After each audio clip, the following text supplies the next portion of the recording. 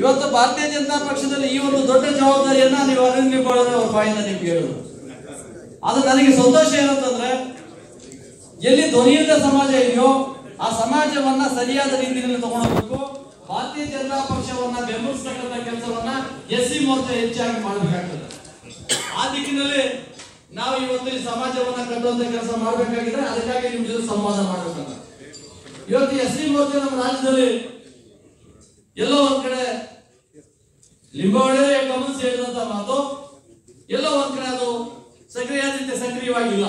ನಾನು ಆರೋಪ ಮಾಡಲ್ಲ, ಅದಕ್ಕೆ ಮಾಧ್ಯಮಗಳೆಲ್ಲ ಹೋಗ್ಲಿ ಅಂತ ಆಗಲೇ ಮಾತಾಡಿಲ್ಲ. ನಾನು ಎರಡೇ ಮಾತಾಡಿದ ಮಾರ್ಕ್ಸ್ ಮುಗಿಸೋದ ಕಾರಣ ಅವ್ರು ಹೋಗ್ಲಿ, ಆಮೇಲೆ ನಾವು ಮಾತಾಡೋಣ. ನಮ್ಮಲ್ಲಿ ನಾವು ಭಿನ್ನಾಭಿಪ್ರಾಯ ಯಾವ್ದು ನಮ್ಮಲ್ಲಿ ಇಟ್ಕೊಳ್ಳೋದು ಬೇಡ, ನಾವೆಲ್ಲ ಒಟ್ಟಾಗಿರೋಣ.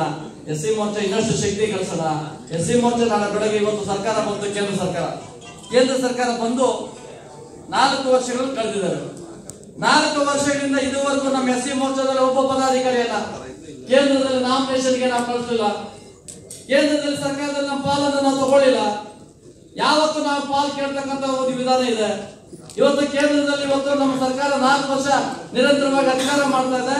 ಅಧಿಕಾರ ಮಾಡ್ತಾ ಇರ್ಬೇಕಾದ್ರೆ ಮಹಿಳಾ ಮೋರ್ಚಾದವರು, ಯುವ ಮೋರ್ಚಾದವರು, ಬೇರೆ ಬೇರೆ ಮೋರ್ಚಾಗಳಿಂದ ನಮ್ಮ ರಾಜ್ಯದವರು ಪದಾಧಿಕಾರಿಗಳಿಗೆ ಆಯ್ಕೆ ಆಗಿದ್ದಾರೆ. ಅಲ್ಲಿ ಕೇಂದ್ರದಲ್ಲಿ ಸರ್ಕಾರದಲ್ಲಿ ನಾಮಿನೇಷನ್ ಮೆಂಬರ್ ಆಗಿದ್ದಾರೆ. ನಮ್ಮ ಮೋರ್ಚಾದಲ್ಲಿ ಇದುವರೆಗೆ ಯಾಕೆ ಆಗಿಲ್ಲ? ನನ್ನ ಸಹೋದರ ಕೇಳಲೇ ಇಲ್ಲ. ಎಸ್ಟಿ ಮೋರ್ಚಾದ ರಾಷ್ಟ್ರೀಯ ನಾಯಕರಾಗಿದ್ರು, ಇವತ್ತು ರಾಜ್ಯದ ಪ್ರಧಾನ ಕಾರ್ಯದರ್ಶಿ ಆಗಿದ್ರು, 2 ಸಾರಿ ಪ್ರಧಾನ ಕಾರ್ಯದರ್ಶಿ ಆಗಿದ್ದಾರೆ. ಅವರಿಗೆ ಕೇಳದೆ ಹುಡುಕಕ್ಕೆ ಒಂದು ಕೇಂದ್ರ ಸರ್ಕಾರದ ಒಂದು ಫೈನಾನ್ಸ್ ಡೈರೆಕ್ಟರ್ ಆಗಿ ಅವ್ರನ್ನ ಆಯ್ಕೆ ಮಾಡಿದ್ದಾರೆ. ಅವರನ್ನ ನಾನು ಈ ಸಂದರ್ಭದಲ್ಲಿ ಅಭಿನಂದನೆ ಮಾಡ್ತೇನೆ. ಎಸ್ಟಿ ಮೋರ್ಚಾದ ಪ್ರಧಾನ ಕಾರ್ಯದರ್ಶಿ ನಾರೇಂದ್ರ ಅವರು ಇವತ್ತು ಅವರಿಗೆ ಹುಡುಕಿಕ್ ಬಂದಿದೆ. ಆದ್ರೆ ನಮ್ಮ ಎಸ್ಸಿ ಮೋರ್ಚಾಗೆ ಯಾರು ಕೊಟ್ಟಿದ್ದಾರೆ? ಯಾವ ನಮ್ಮ ಮೋರ್ಚಾ ಪದಾಧಿಕಾರಿಗಳನ್ನ ಆಯ್ಕೆ ಆಗಿದೆ? ಇವತ್ತು ನಮ್ಮ ಸಂವಾದ ಈಗಾಗಲೇ ಚರ್ಚೆ ಆಗಿದೆ. ನಿಮ್ಗೆ ಪುಸ್ತಕವನ್ನು ಪೇಪರ್ ಅನ್ನ ಕೊಟ್ಟಿದ್ದೇವೆ, ಅದನ್ನ ಬರವಣಿಗೆ ಮುಖಾಂತರ ಕೊಡಿ ನಿಮ್ಮ ಅಭಿಪ್ರಾಯಗಳನ್ನ. ನಾವು ಇವತ್ತು ನಾನು ಯಡಿಯೂರಪ್ಪನ ಜೊತೆ ಪ್ರಸ್ತಾಪ ಮಾಡಿದ ವಿಚಾರನ ಯಡಿಯೂರಪ್ಪನವರು ಬಹಳ ಖುಷಿ ಪಟ್ಟರು. ಒಳ್ಳೆ ವಿಚಾರಗಳನ್ನ ನೀವು ತಗೊಳ್ತಾ ಇದ್ದೀರಿ, ಮಾಡಿ ನೀವು ಮುಂದುವರಿಸಿ ಅಂತಕ್ಕಂಥ ಮಾತಾಡೋದು.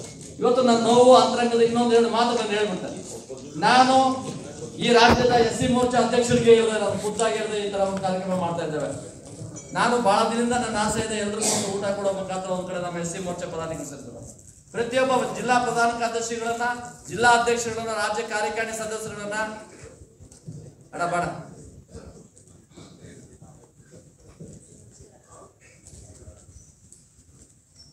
ಇವತ್ತು ನಾವು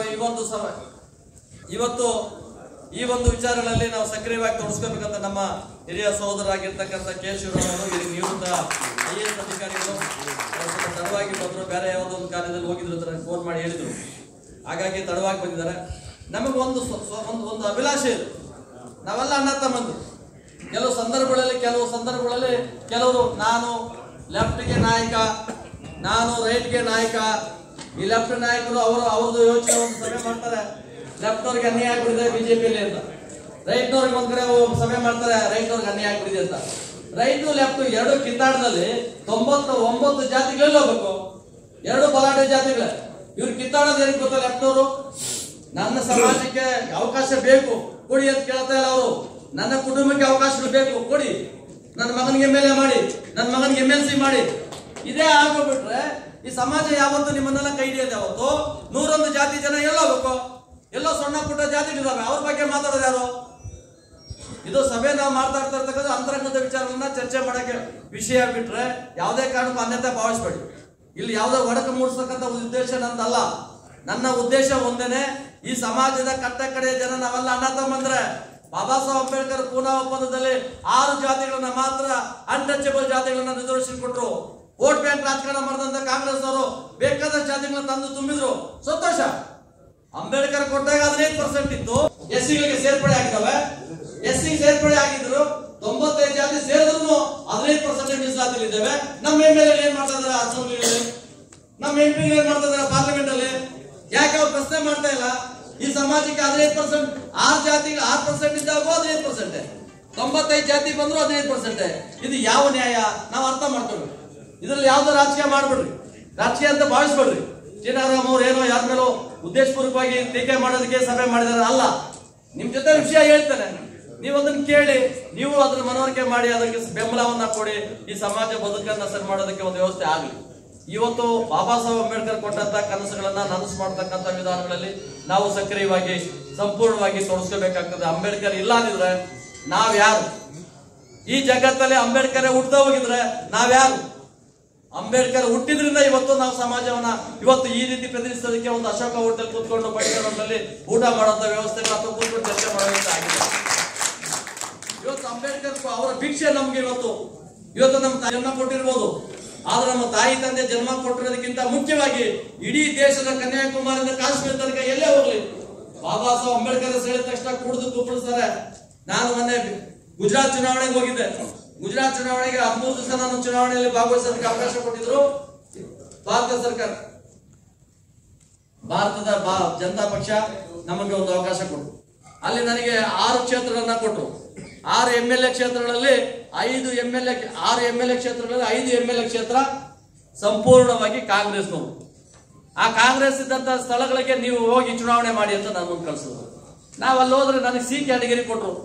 ಅಂದ್ರೆ ಎ ಅಂದ್ರೆ ಪೂರ್ತಿ ಪ್ರಮಾಣವಾಗಿ ಬಿಜೆಪಿಗೆ ವೋಟ್ ಹಾಕತಕ್ಕಂಥವ್ರು, ಬಿ ಅಂದ್ರೆ ಒಂದು 50% ವೋಟ್ ಹಾಕ್ತಕ್ಕಂಥವ್ರು, 70-80% ಹಾಕೋದು ಎ ವೋಟರ್ಸ್, 5ರಿಂದ 10% 15% ವೋಟ್ ಹಾಕಂತವ್ರು ಸಿ ವೋಟರ್ಸ್ ಅಂತ. ಈ ಸಿ ವೋಟರ್ಸ್ ಜಾಗಕ್ಕೆ ನನ್ನ ಕಳಿಸಿದಾಗ ನಾವು ಹೋದ್ವಿ. ಹೆಂಗೆ ಅವ್ರನ್ನ ಅಲ್ಲಿನ ಭಾಷೆ ನಮ್ಗೆ ಅರ್ಥ ಆಗಲ್ಲ, ನಮ್ಮ ಉರ್ದು ನಮ್ಮ ಹಿಂದಿ ಇವೆರಡು ಮಿಕ್ಸ್ ಮಾಡಿ ಮಾತಾಡೋದ್ರಿಂದ ಈ ಭಾಷೆ ಅವ್ರಿಗೆ ಅರ್ಥ ಆಗಲ್ಲ. ಏನ್ ಮಾಡೋದಂತ ಹೋಗಿ ಮನೆಗೆ ಹೋಗಿ ಬಾಬಾ ಸಾಹೇಬ್ ಅಂಬೇಡ್ಕರ್ ವಿಚಾರಗಳನ್ನ ತಿಳಿಸಿ ಅವನ್ನೆಲ್ಲ ಒಟ್ಟುಗೂಡಿಸಿ, ಹೆಂಗಸನ್ನ ಮಕ್ಕಳನ್ನ ದೊಡ್ಡವನ್ನ ಹಿರಿಯನ್ನೆಲ್ಲ ಕೂಡಿಸಿ ಅವ್ರೊಂದ್ ಕಡೆ ಕೂಡಿಸಿ ನೋಡಿದ್ರೆ ಅಲ್ಲಿ ನರಕ. ನೀವು ಅಂದ್ಕೊಂಡಷ್ಟು ಗುಜರಾತ್ ನಲ್ಲಿ ಬಹಳ ಸುರಕ್ಷಿತವಾಗಿಲ್ಲ. ದಲಿತರ ಕೇರಿಗಳು ಇನ್ನೂ ನರಕ ಸದೃಶವಾಗಿದ್ದಾವೆ. ಬಡವರ ನೋವುಗಳನ್ನು ನೋಡಕ್ ಆಗೋದಿಲ್ಲ, ಅವರ ಬದುಕುಗಳನ್ನು ನೋಡಕ್ ಆಗೋದಿಲ್ಲ, ಅವರ ಪರಿಸ್ಥಿತಿ ನೋಡಕ್ ಆಗೋದಿಲ್ಲ. ಕಾರಣ ಏನಂತಂದ್ರೆ ಅಲ್ಲಿ ಭಾರತೀಯ ಜನತಾ ಪಕ್ಷ ಅಧಿಕಾರ ಮಾಡ್ತಾ ಇದ್ರು ಆ ಕ್ಷೇತ್ರದಲ್ಲಿ ಇರ್ತಕ್ಕಂಥವರು ಸಂಪೂರ್ಣವಾಗಿ ಕಾಂಗ್ರೆಸ್ MLAಗಳು ಈ ದಲಿತರನ್ನ ಮಾತ್ರ ಓಟ್ಗಾಗಿ ಬಳಸ್ಕೊಂಡಿದ್ದಾರೆ. ಅವ್ರು ಯಾವತ್ತೂ ಆ ದಲಿತರ ಉದ್ಧಾರಕ್ಕಾಗಿ ಅವರ ಕ್ಷೇಮಕ್ಕಾಗಿ ಮೂಲಭೂತ ಸೌಕರ್ಯಗಳಿಗಾಗಿ ಕೆಲಸ ಮಾಡಿಲ್ಲ. ಹಾಗಾಗಿ ಅವ್ರಿಗೆ ಮನವರಿಕೆ ಮಾಡಿದ್ವಿ. ನೋಡಿ, ನಿಮ್ಮನ್ನು ವೋಟ್ ಬ್ಯಾಂಕ್ ರಾಜಕಾರಣ ಮಾಡ್ಕೊಂಡಿದ್ದಾರೆ.